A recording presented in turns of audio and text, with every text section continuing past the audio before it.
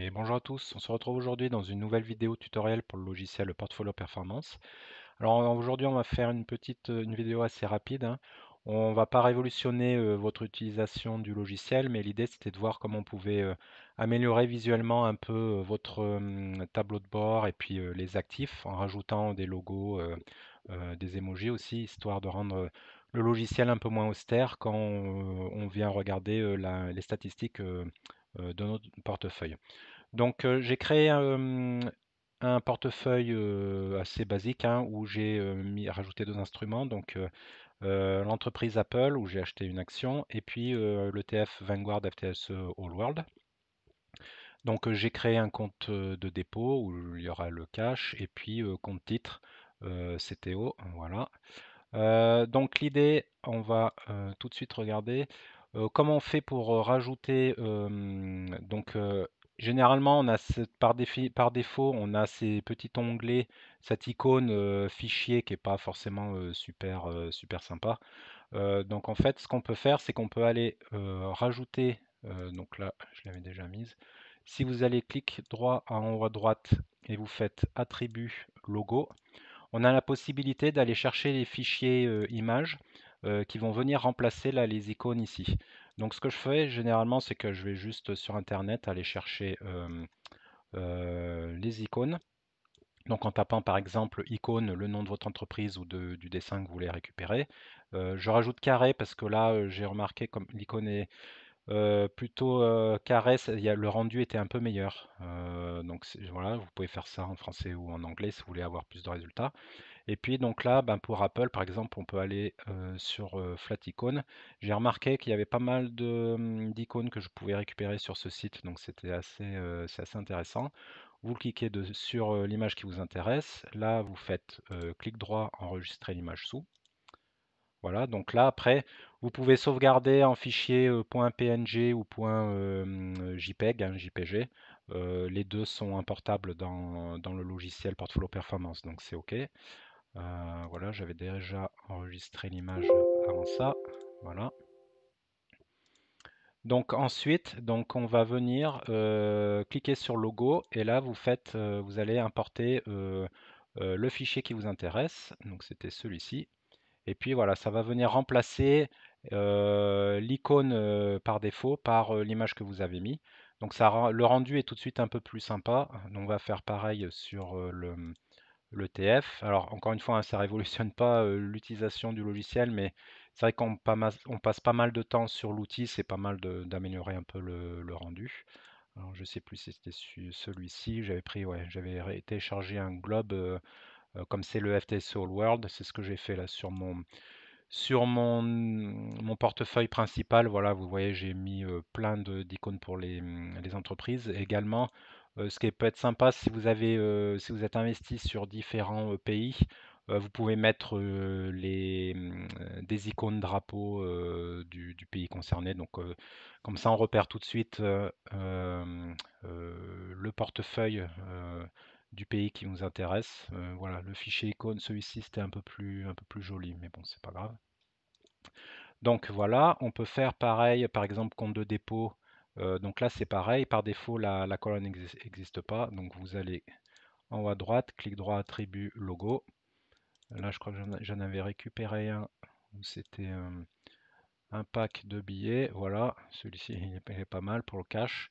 Une fois que vous avez fait ça, donc la colonne, hein, vous cliquez droit dessus, vous pouvez l'enlever, hein, la masquer. Voilà. Voilà, donc ça permet d'habiller un peu, là vous pouvez faire pareil, hein, pour le compte titre, ça permet d'habiller un peu plus euh, la section titre. Alors c'est pareil, après vous retrouvez dans le titre état des actifs, c'est tout, c'est utilisé de partout. Pour toutes vos entreprises et vos ETF, hein, vous pouvez mettre les icônes que vous voulez. En parallèle de ça, donc si vous allez dans Performance, dans la partie, quand vous avez des titres ou des descriptions, vous pouvez rajouter des emojis. Donc les emojis, si vous êtes sur Windows, c'est les emojis Windows, ou sur Mac, sur Apple, ça marche aussi. Donc là, vous allez cliquer droit dessus, éditer le libellé. Et là, donc sur Windows, le raccourci, c'est la touche Windows plus point virgule, et donc ça fait apparaître la liste des emojis disponibles hein, sur Windows. Alors malheureusement sur Windows, en tout cas sur Windows 10, le rendu est en noir et blanc des icônes une fois que c'est intégré dans le titre. Par contre, j'ai vu sur Apple, a priori, ça reste en couleur, donc ils sont un peu plus chanceux. Donc là, après, ben voilà, vous pouvez aller récupérer les icônes, voilà, argent, ça c'est quoi? C'est la coupe trophée, des statistiques, les courbes qui montent. Voilà, là aussi vous avez le globe. Et puis donc ça vient rajouter les icônes avec le texte que vous avez sur l'outil.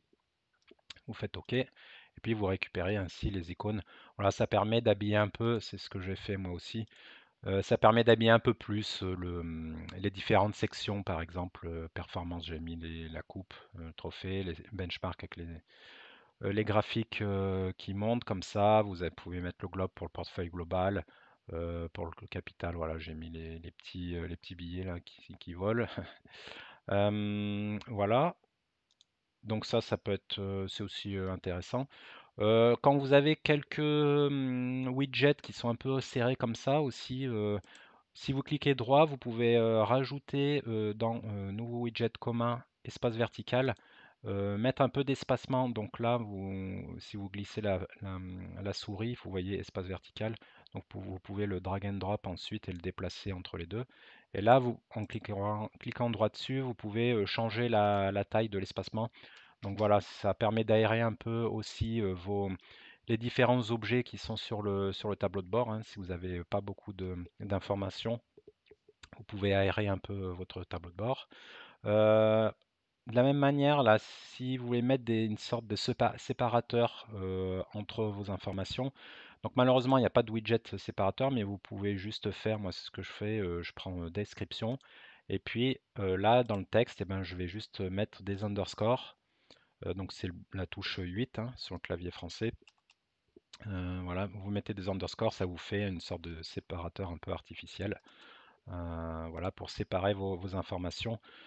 Moi, c'est pareil, c'est ce que j'ai utilisé ici là pour séparer les performances de mon portefeuille au global avec le benchmark, mes benchmarks correspondants, et puis après les sous-sections par euh, compte US ou PEA par exemple. Voilà, ça permet de rendre ça un peu plus visible.